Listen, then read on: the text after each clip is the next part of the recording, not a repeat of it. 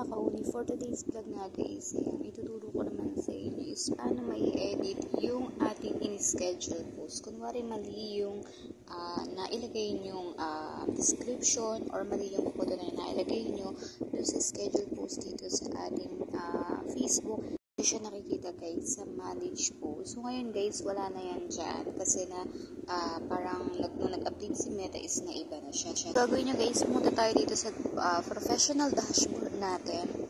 And then, scroll kayo pataas, makikita nyo yung tools sa ilalim. I-click mo yung tools.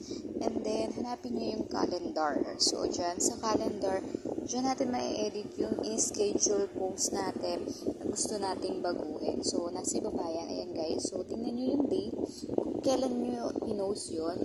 So, hanapin nyo yung date kung kailan nyo pinost. And then, pwede na natin dyan i-edit. So, tulad nito sa akin guys, is meron akong post sa ito, October 7 yata to. And then, mali yung aking ano dyan, iibahin ko lang yan. I-delete ko siya, tapos papalitan ko siya ng ibang picture. Kasi in-edit ko siya, guys. So, ayan. So, pwede ka ulit ilagay mo dyan yung schedule post na gusto mo. So, dyan nyo pwedeng i-delete or i-edit yung gusto nyo na i-schedule post nyo. So, dyan nyo na siya makikita sa professional dashboard. So, ganun lang guys. So, mag-a-appear na siya dyan sa inyong account kapag date na nung pinost nyo. So, ganun lang guys.